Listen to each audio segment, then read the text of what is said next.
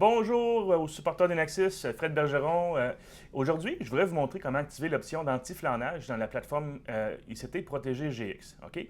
Dans le fond, ce que cette fonction-là nous permet de faire, dans le cas présent, ce que j'ai fait, c'est que je simule une salle de serveur, OK, où j'ai en fait pas le droit de rester plus qu'une minute. OK? On va mettre le temps le plus court possible pour être en mesure de vous le montrer rapidement. Donc, essentiellement, ça me prend un lecteur d'entrée et un lecteur de sortie. Chacun des lecteurs, en fait, au niveau de la porte doit avoir une partition en entrée, une partition en sortie. Donc, quand on entre dans la salle de serveur, dans ce cas-là, il y a un compteur qui va commencer à calculer la durée de temps que j'ai passé dans cette salle-là. Et puis, à l'expiration, ce que j'ai fait, c'est que j'ai configuré un pop-up d'alarme, en fait, qui va montrer qu'un utilisateur est maintenant coincé, si on va dire comme ça, dans le fond, dans la salle de serveur. OK? À partir de ce moment-là, en fait, quand le temps expire, ce que le système fait, c'est qu'il va placer l'utilisateur dans une partition qui n'est pas celle dans laquelle il est en ce moment. Donc, à la sortie, il va avoir un échec parce que le système le croit ailleurs. Essentiellement, c'est un peu ça le principe. Et puis là, l'agent de sécurité qui reçoit le pop-up ou par la liste d'événements peut réinitialiser l'utilisateur pour qu'il puisse par la suite sortir. Alors, dans le fond, c'est vraiment pour des salles à haute sécurité où on ne peut pas avoir quelqu'un dans la salle pour une plus longue période que la période qu'on a choisie dans la configuration. OK? Alors, je vais vous montrer comment ça se configure, puis vous montrer aussi comment le tester, puis à quoi ça ressemble au niveau des événements et tout ça.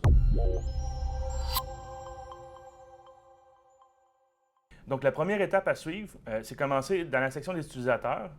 OK? C'est s'assurer d'avoir activé l'option dans chacun des utilisateurs. Parce qu'on pourrait faire en sorte que certains utilisateurs, eux, ne sont pas affectés par l'anti-flanage et que d'autres sont affectés. Comme par exemple, les agents de sécurité, eux, pourraient toujours pouvoir entrer dans la section de la salle de serveur, si on appelle ça comme ça.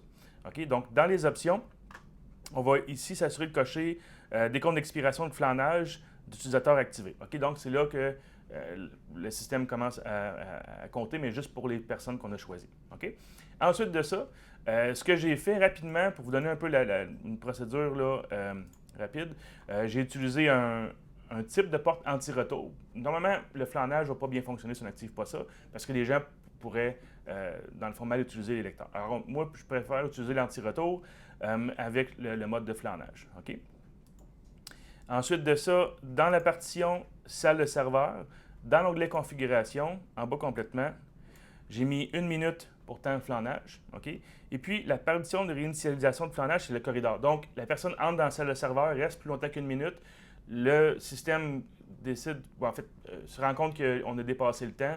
Après ça, il va être assigné à la partition corridor, donc il ne sera plus capable de sortir parce que dans le fond, il devrait être dans la salle de serveur, mais il a été déplacé dans la partition corridor. OK?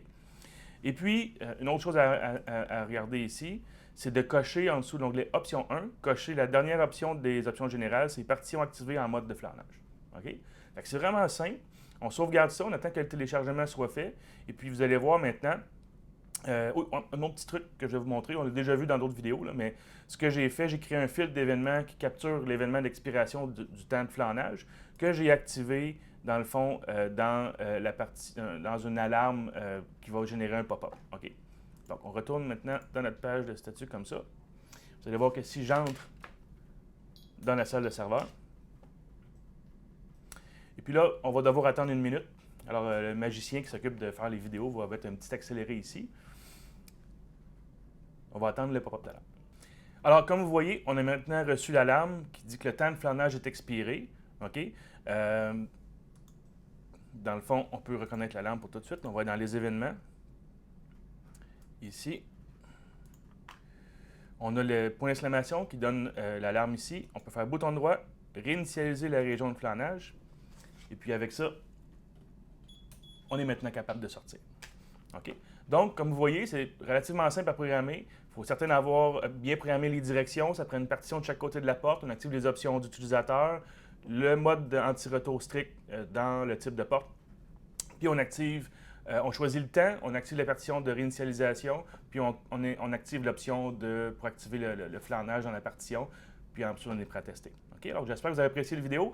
N'oubliez pas d'aimer les vidéos, de souscrire à notre canal pour qu'on puisse vous notifier quand il y a des nouveaux vidéos qui sont disponibles.